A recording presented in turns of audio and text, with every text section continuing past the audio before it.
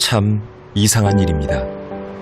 국가 장학금을 대폭 늘렸는데도 왜 청년 부채는 더 심각해지는 걸까요?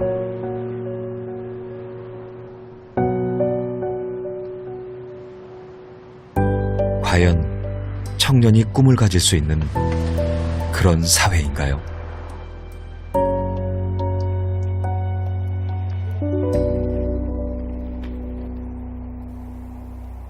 한 가정의 든든한 가장.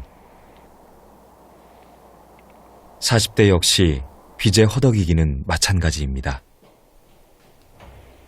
퇴근길에 그가 늘 하는 일은 우편함을 확인하는 것.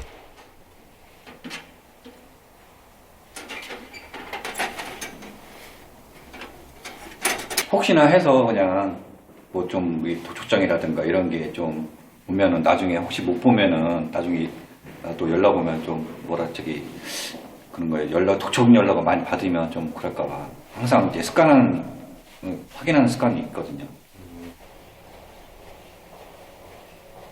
혹시라도 누가 먼저 본다면 수상한 이웃이란 오명도 피할 수 없습니다.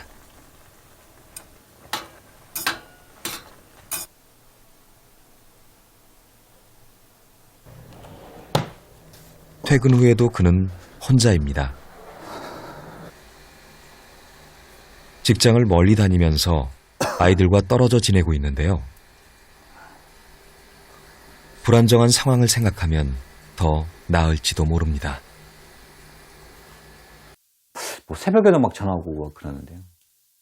뭐 문자 날리고, 폭력성 문자 날리고, 근데 그런 거 처음에는 뭐 그때부터 이제 시작이죠. 이제 그런 문자 달리고 연락 와서 막 욕하고 그런 게 많았죠. 그때만 해도.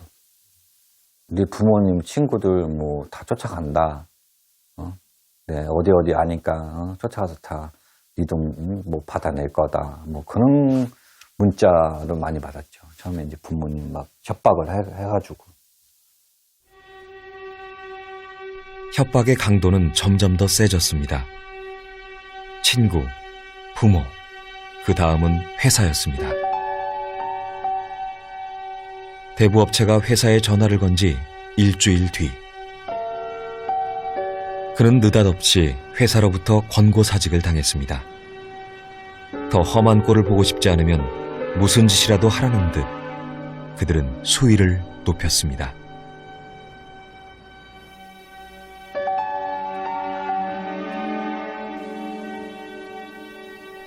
다 참을 수 있지만 어린 자녀를 생각하면 한숨만 나옵니다. 아무래도 걱정이 많이 있죠. 왜냐면 이제 애들 이제 뒷바라지를 이제 해줘야 되는데 일단은 뭐 제가 뭐 능력 자체가 좀 경제적인 여유가 조금 못 버텨두다 보니까 나중에 이제 애들이 컸을 때 뭐 이만큼의 뒷바라지를 왜 못 해줬냐 엄마 아빠가 또 이런 소리 들을까봐 좀 걱정이 되긴 하죠. 한 달 부채, 신용카드, 카드 돌려막기로 빚을 지기 시작했습니다.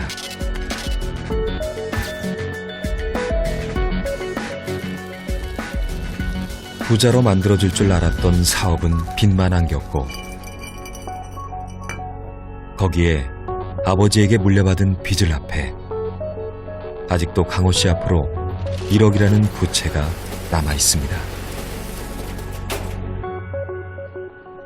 저도 아버지가 돌아가시고 나서 1년 후에 알았어요, 그거를. 1년 후에 이제 이게 날라오더라고요, 이게 우편으로. 그때만 해도 3천이 넘었어요. 그 빌린 돈은 그때 당시에 돈 1,000만 원 정도인가? 그거였는데 그게 이자가 불어나니까 한 3천만 원 정도 되더라고요. 여기저기 쌓여있는 빚은 갚는 속도보다 연체 이자가 불어나는 속도가 훨씬 더 빠릅니다. 빚으로 빚을 갚다 보니 돈을 빌린 대부업체만 총 6군데. 지금까지의 이자 납입금은 계산조차 하기 어려울 정도입니다. 이 두 군데가 다 대부업체예요. 이건 양육비고, 이건 월세, 이것도 대부업체. 이것도 대부업체. 이건 뭐 핸드폰비고. 어디에서부터 꼬인 걸까요? 월 변제금만 이것저것 다 포함해서 한 100만 원 정도 들어가는 것 같아요. 소득 있어도 다 거의 반 이상은 거기에 다 들어가고 그러니까 나중에 생활이 또 안 되더라고요. 생활도 안 되다 보니까 이제 또 다른 데서 또 이제 대출을 받고 이제 빚을 낳는 거죠. 빚을 낳는 거죠. 계속. 그런 악순환이죠. 높은 이자가 독이 될 줄 알면서도 아이들 양육비를 위해 다시 대부업체에 손을 내밉니다. 아들 뭐해? 나 시도경찰 오고 있어. 뭐라고? 시도경찰. 아, 시골 경찰? 아, 나중엔 너 진짜 경찰 되려고 그래? 아, 큰일 났네. 아빠는 잡아가면 안 된다. 아들. 아빠. 그래도 아빠이기에 아이들에겐 내색할 수 없습니다. 왜 그래 또? 너 엄마도 제출하고 있지 같이. 아, 그래? 어.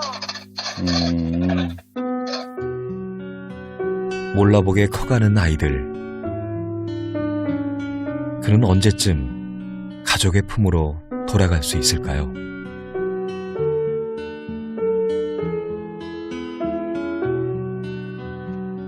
오늘 밤도 쉽게 잠이 오지 않습니다. 자고 일어나면 또 불어날 이자. 그리고 암담한 현실. 빚의 족쇄는 웬만해선 놔주질 않습니다. 뭔가 이렇게 포승줄에 끌려가는 느낌? 이렇게 교도소 있잖아요. 교도소 가면 이게 조기처럼 막 그렇게 묶여가잖아요. 포승줄에. 그런 느낌이라 그럴까? 뭐 극단적인 선택이면 진짜 뭐 죽어버리고 싶다는 그 생각도 많이 했었죠. 뭐 지금도 그래요. 지금도 그런데 단지 제가 참을 수 있는 거는 이제 애들 때문에. 단 한 가지, 이 빚을 자식에게만큼은 물려주고 싶지 않습니다. 돈이 필요한 이유는 제각각이겠지만 대한민국에서 빚 없는 사람이 과연 얼마나 될까요?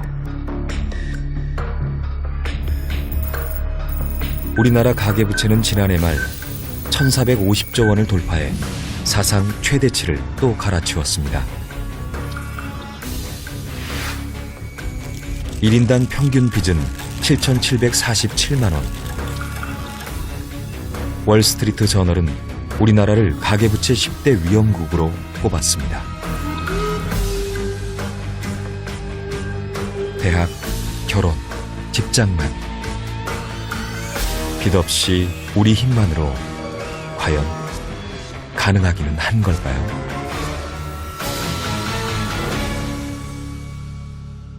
지금 서민들의 빚으로 인한 고통이 상상을 초월하는 수준이다. 우리나라는 사실은 주택이 부족하다 그러면 주택담보대출을 한도를 늘려주고, 교육비가 부담스럽다 그러면 교육비 인상을 억제하고 교육에 있어서의 이 지원 대책을 마련하는 것이 아니라 학자금 대출을 마련을 하고 이런 일들이 반복돼 왔거든요. 결국은 정부가, 국가가 해야 될 일들을 개인이 금융으로 알아서 해결하도록 하다 보니 결과적으로 지금 개인들이 빚을 짊어져서 그 빚으로 인해서 나가게 되는 이자 비용이 훨씬 더 높은 비용을 차지하고 있고요. 이것은 또한 삶의 질을 크게 저하시키고 있고 삶의 의욕도, 동기도 꺾고 있다는 측면입니다.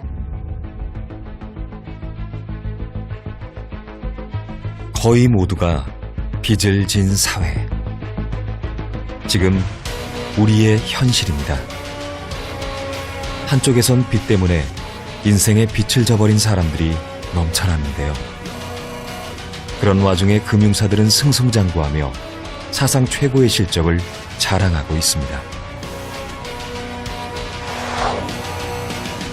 가계 대출을 받은 사람들이 1,400조 원에 육박하는 부채에 신음하고 있는 와중에도 은행들은 사상 최대의 이익을 냈습니다. 예금금리와 대출금리 격차가 커지면서 은행이 5년 만에 최대 규모의 이익을 거뒀습니다. 국내 저축은행들이 사상 처음으로 연간 1조 원이 넘는 순이익을 냈습니다.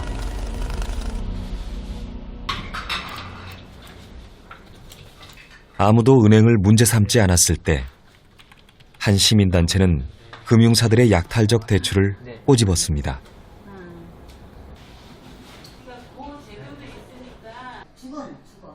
채무자를 살리는 주빌리 은행은 억울한 빚을 소각해 빚으로부터 자유를 줍니다. 부실채권 시장의 어떤 민낯을 민낯 그런 문제들을 제기한 그런 단체라고 보시면 됩니다. 저희는 시민들의 후원금을 모아서 그 부실채권 시장에서 거래되는 채권 뭉치를 사는 건데요. 저희들은 이렇게 산 부실채권들을 모두 소각 처리해서 장기간 연체 때문에 추심에 시달렸던 분들이 빚에서 자유로워지고 새 출발할 수 있도록 돕고 있습니다. 시민단체의 힘으로 어떻게 이런 놀라운 일이 가능할까요? 일반 은행은 3개월 이상 연체된 이른바 부실채권을 대부업체에 넘깁니다. 이때 받는 금액은 원금의 5에서 10% 정도.